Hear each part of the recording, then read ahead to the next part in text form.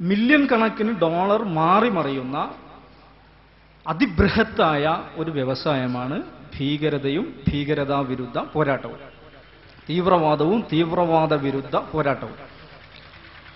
ഈ വ്യവസായത്തിലെ ഏറ്റവും അടിസ്ഥാനപരമായ ഏറ്റവും പ്രധാനപ്പെട്ട അസംസ്കൃത വസ്തു എന്താണെന്ന് ചോദിച്ചാൽ ഒരു ശത്രു ഉണ്ടായിരിക്കുക എന്നുള്ളതാണ്.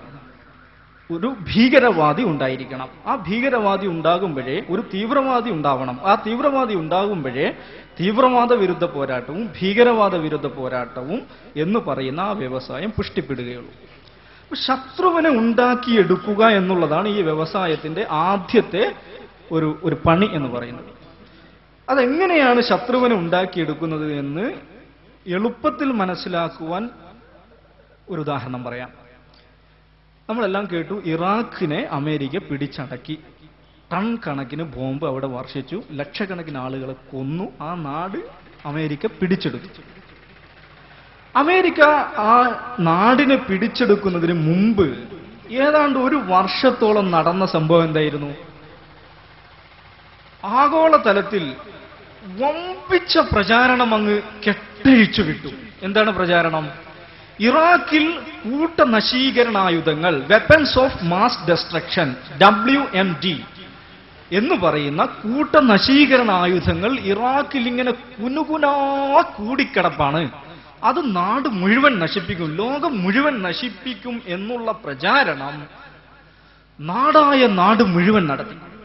എന്ന് പറഞ്ഞാൽ നമ്മുടെ ഇവിടുത്തെ ഈ ലോക്കൽ മനോരമയും മാതൃഭൂമിയും ഒന്നുമല്ല, അതിൻ്റെയൊക്കെ മൂത്താപ്പന്മാരെന്ന് പറയാവുന്ന ലോകപ്രശസ്തമായിട്ടുള്ള New York Times, Washington Post, Los Angeles Times, BBC, CNN ഇവരെല്ലാം ഒരു വർഷത്തോളം അങ്ങ് പ്രചാരണം അഴിച്ചുവിട്ടു.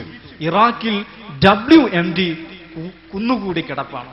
അപ്പൊ ലോകത്തെ ഈ WMDയിൽ നിന്ന് രക്ഷിക്കണമെങ്കിൽ ഇറാഖിനെ പിടിച്ചെടുക്കണം എന്നുള്ള ഒരു പൊതുബോധം, എന്നുള്ള ഒരു മനഃശാസ്ത്രപരമായ അവസ്ഥ ലോകം മുഴുവൻ സൃഷ്ടിച്ചതിനു ശേഷമാണ് ഇറാഖിലേക്ക് അമേരിക്ക പട്ടാളത്തെ അയക്കുന്നത്.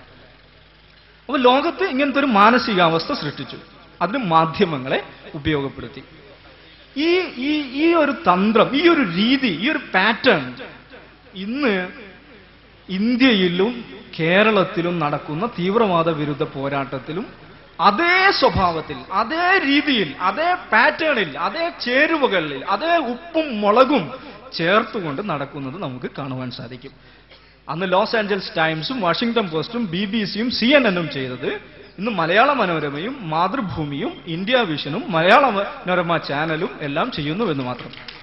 ആ അർത്ഥത്തിലുള്ള ഒരു മാനസികാവസ്ഥ, നേരത്തെ GP രാമചന്ദ്രൻ പൊതുബോധം എന്നൊക്കെ, പൊതുവ്യവഹാരം എന്നൊക്കെ പറഞ്ഞ ആ ഒരവസ്ഥ സൃഷ്ടിക്കുന്നു.